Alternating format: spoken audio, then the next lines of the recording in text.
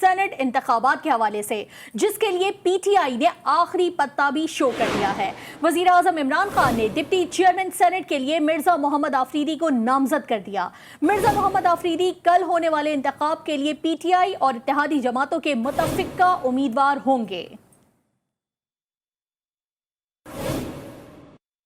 اسی پر بات کرنے کے لیے ہمیں جوائن کیا ہے جی نیوز کے ڈائریکٹر نیوز اینڈ پروگرامنگ نثار سید صاحب نے، اور ان کے ساتھ ہی موجود ہوں گے بیورو چیف لاہور ارسلان بھٹی صاحب۔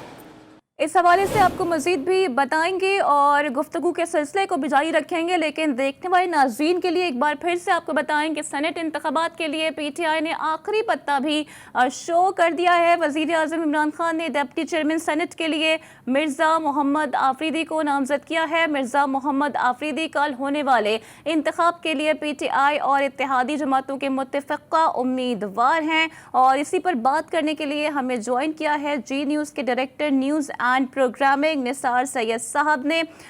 سر فرمائیے گا کہ سینٹ انتخاب میں آپ کس کو فتح حاصل کرتے ہوئے دیکھ رہے ہیں؟ اپوزیشن کے نمبر بظاہر تو زیادہ ہیں، کیا آپ سمجھتے ہیں کہ حکومت کو یہاں پر کوئی اپ سیٹ اپ مل سکتا ہے؟ جی آپ نے خود ہی فرمایا ہے کہ اپوزیشن کے نمبر سینٹ انتخابات میں زیادہ ہیں، اور حکمراں اتحاد کے پاس اس وقت تک 47 سیٹیں جو ہیں وہ قرار دی جا رہی ہیں،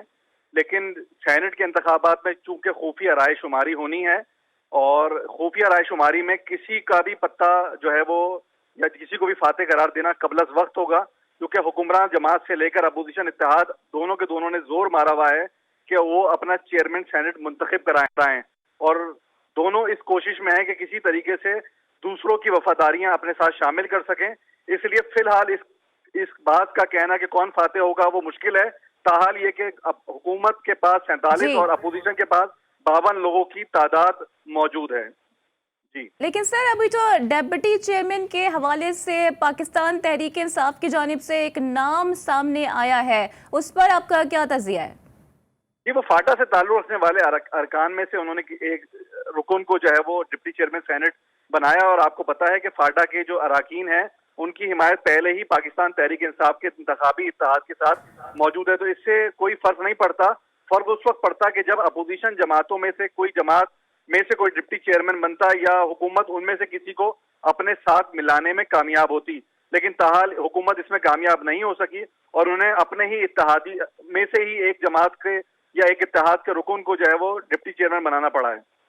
اچھا سر، جیسے آپ بتا رہے ہیں کہ حکومت کامیاب نہیں ہو سکی ہے پی ڈی ایم کے حلقوں میں دراڑ ڈالنے کے لیے، تو اگر ڈپٹی چیئرمین کے لیے حکومت کسی کو پی ڈی ایم اتحادی کو توڑ سکتی ہے تو پی ڈی ایم کے لیے کتنا بڑا دھچکا ہو سکتا ہے؟ پی ڈی ایم کے اتحادی تو اب نہیں ٹوٹتے ہوئے دکھائی دیتے، لیکن جو اطلاعات ہیں وہ یہ کہ کچھ پی ڈی ایم جماعتوں کے سینیٹر شاید اپنا ووٹ نہ ڈال سکیں کل، اور وہ اجلاس میں نہ آ سکیں، جس میں سے خاص طور پہ جیسے آپ کے علم میں ہے کہ اسحاق ڈار صاحب پاکستان میں موجود نہیں ہیں، تو اس لیے وہ نہیں آ سکیں گے۔ اسی طریقے سے کچھ اور اراکین ہیں جن کے بارے میں یہ مسلم لیگ نواز بھی تشویش کا اظہار کر چکی ہے کہ وہ ان سے رابطے میں نہیں ہے، تو ہو سکتا ہے وہ اراکین ایبسٹین کریں، اجلاس میں شریک نہ ہوں، اور یہ بھی ہو سکتا ہے کہ کچھ اراکین شریک ہوں اور وہ اپنے موافق امیدوار کی بجائے مخالف امیدوار کو ووٹ دے سکیں۔ اس لیے کچھ بھی کہنا قبل از وقت ہے، لیکن اس وقت جیسے آپ کے علم میں ہے کہ پاکستان تحریک انصاف نے کہا ہے کہ وہ ہر صورت میں سنجرانی صاحب کو منتخب کرائے گی، اور دوسری جانب زرداری صاحب اور پی ڈی ایم کی جماعتیں بھی یہ کہتی ہیں کہ ہر صورت میں گیلانی صاحب جو ہے وہ منتخب ہوں گے۔ اس لیے مورکا جو ہے وہ انتہائی سخت ہے، اور کل یہ فیصلہ ہوگا کہ ریاست کس کو منتخب کرانے میں کامیاب ہوتی ہے۔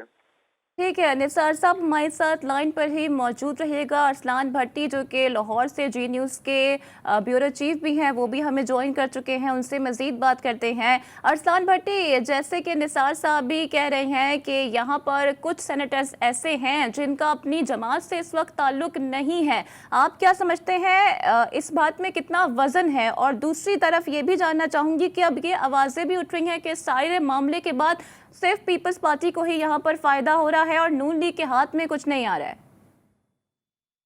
جی دیکھیے، بظاہر تو بالکل آپ نے درست کہا ہے کہ جس طرح جو ہے جو سینیٹرز ہیں اس میں نون لیگ کے جو سینیٹرز ابھی منتخب ہوئے ہیں اس حوالے سے اس میں کچھ تشویش بھی پائی جا رہی ہے، جبکہ ماضی میں بھی جو ہے 2 سے 3 سینیٹرز جو تھے انہوں نے پارٹی پالیسی کی مخالفت کی تھی اور انہوں نے مخالف ووٹ ڈال دیا تھا۔ آج بھی مریم نواز نے تمام جو منتخب سینیٹرز ہیں ان سے رابطہ کیا ہے اور ان سے इस बात की यकीन दहानी कराई गई है कि वो अपनी पार्टी पॉलिसी के खिलाफ वोट नहीं देंगे। लेकिन अभी जिस तरह निगार साहब भी कह रहे थे कि कबल ऑफ वक्त है, बहुत सारी बातें तो बिल्कुल दुरुस्त है कि अभी देखें जो आजाद सेनेटर्स हैं वो अपना पलड़ा किस तरफ डालते हैं, इसका बारे में भी कोई हद नहीं। दोनों जमातों में से किसी ने भी जो है इस किस्म का कोई भी जो है उन्होंने नहीं किया है राब्ता। अच्छा ना ही इरशाद उन्होंने भट्टी, कोई यहाँ किस्म का पर हम जमात इस्लामी और अवामी नेशनल पार्टी को भी भूल नहीं सकते हैं।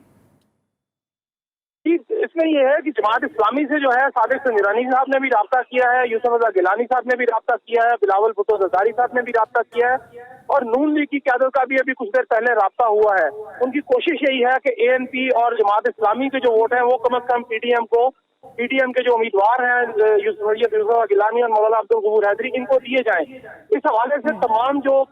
मुतफिका लाए अमल जो है पीडीएम का आज एक अहम इजलास भी हुआ जिसमें कुछ पार्टी रहनुमा शरीक हो सके, कुछ जो है इस्लामाबाद में नहीं थे जो नहीं हो सके। लेकिन दोनों तरफ से ही, हुकूमत की तरफ से भी ऑपोजिशन की तरफ से भी जोड़ तोड़ बिल्कुल इस वक्त जारी है, कोशिशें की जा रही है। हमारे साथ मौजूद है अरसलान भट्टी, ब्यूरो चीफ लाहौर, उनके साथ ही हमें ज्वाइन किया था डायरेक्टर न्यूज़ एंड प्रोग्रामिंग साहब ने। आप दोनों का शुक्रिया।